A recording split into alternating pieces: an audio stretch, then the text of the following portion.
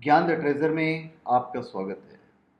और हम आपको बताएंगे कि विवाह की कार्ड जब हम छपवाते हैं तो लड़कियों के आगे हम लिखते हैं आयुष्मती, मतलब आ करके आयु करके लिख देते हैं। और जो लड़के के नाम के आगे हम चिरंजीव लिखते हैं। ची, जो भी नाम है, विशाल सिंह, निहाल सिंह, आनंद सिंह, इस तरह हम लिखते हैं। तो लड़कों के आगे चिरंजीव और लड़कियों के आगे आयुष्मती क्यों लिखते हैं? तो सबसे पहले लेडीज कम फर्स्ट के हिसाब से हम सबसे पहले आपको बताएंगे आयुष्मती के बारे में। इसका एक कथा है कि एक बार राजा आकाश जो थे वो बहुत दुखी थे, क्योंकि उनके घर में कोई संतान नहीं पैदा हो रही थी या हो रहा था। तो एक बार नारद जी उनसे मिले। तो नारद जी ने कहा कि सोने के हल से धरती का दोहन करके उस भूमि पे यज्ञ करो, तुम्हें जरूर संतान की प्राप्ति होगी। तो राजा ने सोने के हल से पृथ्वी जोती। अभी जोतते समय उन्हें भूमि में एक कन्या प्राप्त हुई और कन्या को बड़े खुशी खुशी लेकर महल की तरफ चल दिए। अब जैसे वो महल में गए तो देखिए कि सामने एक शेर खड़ा है और वो कन्या को खाना चाहता है। अभी डर के कारण राजा की हालत खराब हो गई और जो कन्या थी उनके हाथ से छूट जाती है। अभी शेर आता है और कन्या को अपने मुंह में पकड़ लेता है। कन्या के मुंह में जैसे उसने पकड़ा तो कन्या जो थी कमल में परिवर्तित हो गई। उसी समय भगवान विष्णु जी प्रकट हुए और कमल को अपने हाथ से स्पर्श किया। और स्पर्श करते ही कमल पुष्प उसी समय यमराज बनकर प्रकट हुआ और वो कन्या 25 वर्ष की युवती हो गई। राजा ने उस कन्या का विवाह विष्णु जी से कर दिया। यमराज ने उसे आयुष्मती कहकर पुकारा और आयुष्मती का वरदान दिया। तब से विवाह में हमेशा निमंत्रण कार्ड पे लड़की के नाम के आगे आयुष्मती लिखा जाने लगा। अब हम आते हैं चिरंजीव के ऊपर। एक ब्राह्मण थे और उनकी कोई संतान नहीं थी और उन्होंने महामाया की तपस्या की। तो महामाया उनकी तपस्या से प्रकट हुई और बोली कि बताओ तुम्हें क्या चाहिए। तो ब्राह्मण ने बोला कि हमें तो बस पुत्र चाहिए, हम तो पुत्र के हिसाब से मैंने आपकी तपस्या की थी। तो महामाया कहती है कि देखो मेरे पास तो दो पुत्र हैं, दो तरह के पुत्र हैं। एक जो पुत्र है वो 10,000 वर्ष जिएगा लेकिन वो महामूर्ख होगा। और दूसरा जो तरह का पुत्र हमारे पास है उसकी अल्पायु होगी, ज़्यादा दिन तक जीवित नहीं रहेगा, वो 15 वर्ष तक जीवित रहेगा। तो ब्राह्मण ने कहा कि फिर एक काम करते हैं, आप मुझे कम आयु वाला पुत्र दे दीजिए। अभी जो पंडित जी थे, पंडित और पंडिताइन के मिलन से एक पुत्र पैदा हुआ।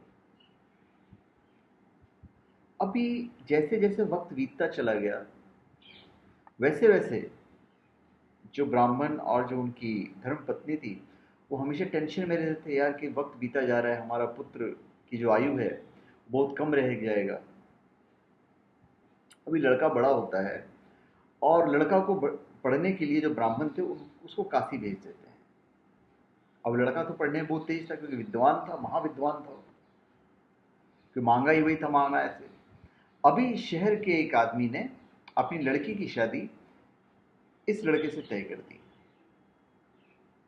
अभी जो ब्राह्मण जो महिला थी, जो धर्म पत्नी थी ब्राह्मण की, बोलती कि कैसे भी करके मेरे लाल को बचा लो, क्योंकि माँ तो भाई माँ होती है, हमने इसे बड़े लाड़ प्यार से पाला है, हम इसे अगर ये नहीं रहेगा तो हम भी नहीं रह पाएंगे। और इधर दिन रात जो ब्राह्मण और उनकी धर्मपत्नी थी हमेशा वियोग में दुखी रहने लगे।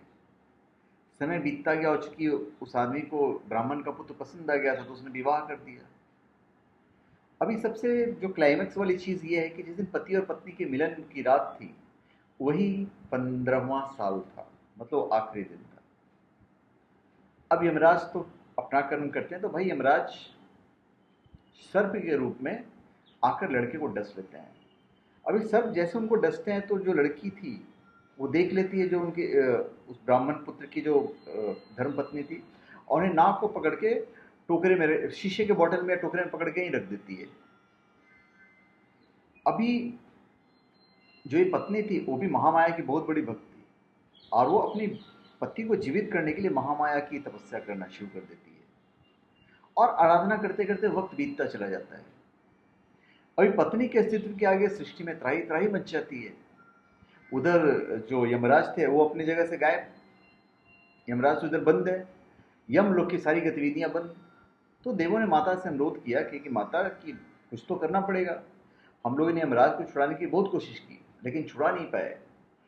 तो ये हमारे पहले के जो औरतें थी, धर्मपत्नी जिसे कहते थे, वो अपने अस्तित्व के आगे भगवान भी नतमस्तक हो जाते थे और सब कहते हैं कि जगदम्बा माता अब तुम ही यमराज को छुड़ा सकती है।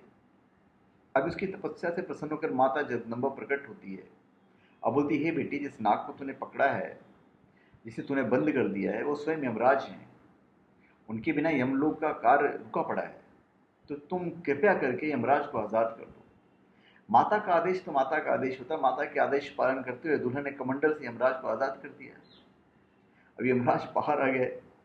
अभी माता को तथा दुल्हन को अस्तित्व को प्रणाम किया उन्होंने, यमराज ने, और माता की आज्ञा से यमराज ने उसके पत्नी के प्राण वापस किए। जो उनके पति थे उस औरत के, उसके पति के प्राण वापस कर दिए और कहा चिरंजीवी रहने का वरदान दिया और उसे चिरंजीवी कहकर पुकारा। तब से लड़के के आगे जो है शादी के कार्ड पे चिरंजीव लगाया जाता है।